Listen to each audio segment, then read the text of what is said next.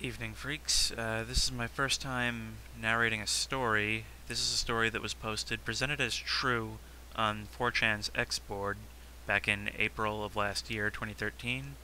It's one of the ones that I've found to be kind of creepier. There's a subtle creepiness to it. You really get into the atmosphere of what a discovery like this would feel like, so I figured I'd try and recreate that in a reading.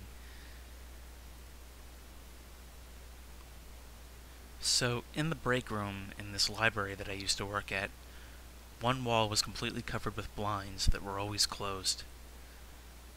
One day, me and all the other workers there were sitting in this room because we took our breaks at the same time, and I got the urge to see some more sunlight, so I opened the blinds.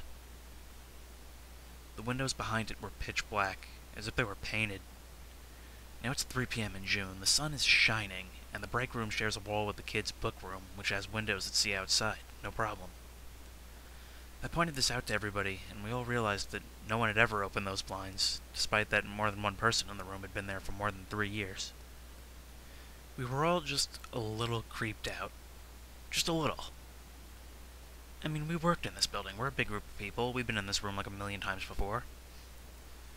This one girl, for our purposes we'll call her Becky, suggests that maybe the windows are just painted or something, for some reason, and that if we open them, we'll see the beautiful day outside. So this other coworker of mine, we'll call him Chris, he was the big man in the room, and he says, "Yeah, I'll open it." And he walks right up and does just so. And we did not see a beautiful day. What we saw was an old room that none of us were aware of. It was so dusty, I doubt it saw a human touch in 40 years. Like the whole room was gray, it was so dusty. And the room, get this, was filled with toys. There was a big ladybug-shaped sandbox, a bicycle, a pile of assorted toy trains. There was a small stack of thin books, like kids' books, that gave me one of those nasty, creepy feelings just looking at it. I was reminded of every creepy child I had ever seen in a movie. And I think everyone else was too, because we all looked at each other, either scared and confused, or just plain scared. And Becky, she looks in there, looks around, and says, "Hey, there's no door in this room." I remember her saying that distinctly. It's like a tape recording in my head, because everything so far was just weird, but that sentence is where it got creepy. The break room was separated from this creepy room by a wall with windows in it. Why on earth would anybody wall off a bunch of kids' toys, and then install windows that looked into the walled-off room? It occurred to me, at about that time, that the light from the break room makes it really easy to see into the toy room. Like, it's not dark in there at all, it's perfectly lit. So why were the windows pitch black? Shouldn't the light have gone through them? And I should have been able to see the other room when I moved the blinds. So I put my head on one side of an open window, and my head on the other side, and sure enough, I could see through it, plain as day. I closed the window, and it was pitch black again. I pointed this out to everyone else. They were completely baffled.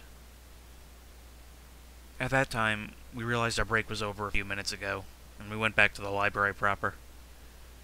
When we got there, our boss, who was a bit of a slave driver, got mad and asked why we were all late. Another coworker, Rob, told her we found the weird room behind the windows in the break room. Her response? "Oh, that." And she dropped it. This was a woman who would lecture a room full of people about the littlest thing, like if somebody left without writing on their sign-out sheet. But when that whole building was at DEFCON 1, that woman didn't want to talk about that room. So, sometime later, we were all in the break room again, and someone who wasn't there last time wanted to go see it. And I was still creeped out, but it was one of those creeped outs where you want to expose someone else to it, to make sure that fear is the proper response, and you're not just crazy. So I say, sure, and open the blinds, and open that impossibly dark window. And this guy looks around, and he's just having a normal, "we found a weird thing" reaction. You know, whoa, why is this here? This is cool. Stuff like that. A minute or two later, Chris opens up another one, and he looks into the room for a few minutes, and then he turns to me and goes, "Hey, this room, it was dusty as hell last time, right?"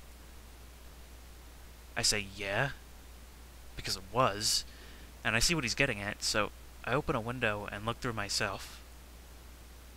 This room is clean. Like spick and span. Perfectly clean. Mrs. Brady and Alice had been through this room.